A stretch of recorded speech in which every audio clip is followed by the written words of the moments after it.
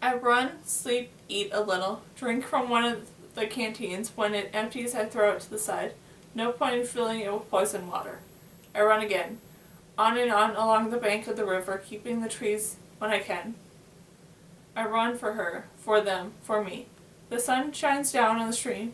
The rain has stopped, and the brook pools are connected again. My father taught me to swim one summer when we had more rain than usual, and some of the holes in the land became pools for a week or two. He taught me how to hold my breath, stay afloat, open my eyes underneath the blue-green water. The pool in Oreo was different, made the white cement instead of red rock. You could see all the way to the bottom in most places unless the angle of the sun blinded you. The water at the end meets in neat lines.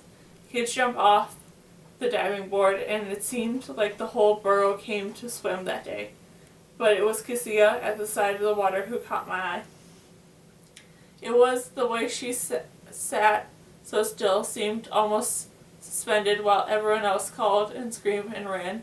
For a moment, the first time since I'd come to society, I felt clear, full rested. When I saw her there, something in me felt right again. Then she stood up. I could tell from the tightness in her back that she was worried. She started at the spot in the pool where the boy swam deep underwater. I walked over to her as fast as I could and asked, "Is he drowning?" "I can't tell," she says. So I went under and tried to help Alexander. The chemicals in the pool burned my eyes, and I had to close them for a moment. At first, the pain and the way the bright light made it seem red behind my eyelids made me think I was bleeding and going blind. I put my hand back to check, but I only felt water, not blood. My panic embarrassed me. Fighting the pain, I pulled my hand away and opened up my eyes again and looked around. I saw legs and bodies and people swimming, and then I stopped looking for someone drowning. All I could think was, there's nothing here. I know the pool was clean and neat, but seeing it from below was so strange. Even the rain pools only lasted a little while. Life took hold. Moss grew. Water bugs skittered along the sky, along the sun, along the surface until the pool dried up. But there was nothing along the bottom of the place but cement. I forgot where I was and tried to breathe. When I came up choking, I could tell that she saw the difference in me.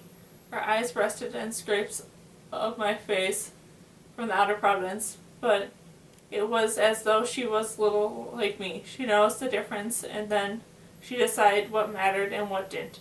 She laughed at me, and then I loved the way she laughed, reached her green eyes, and crinkled the skin around them.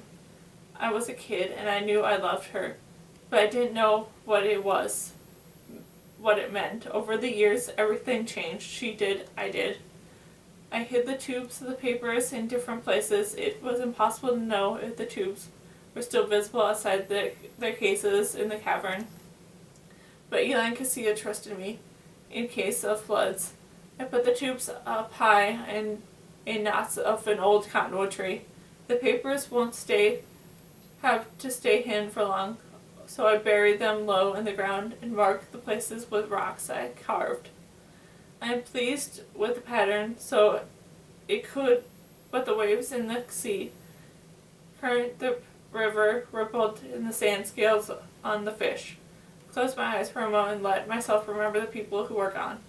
Rainbows glimmer in the stream, golden grass tangled along the banks where Vic ran, and thought of the girl he loved, and his boots left untouched prints on the earth.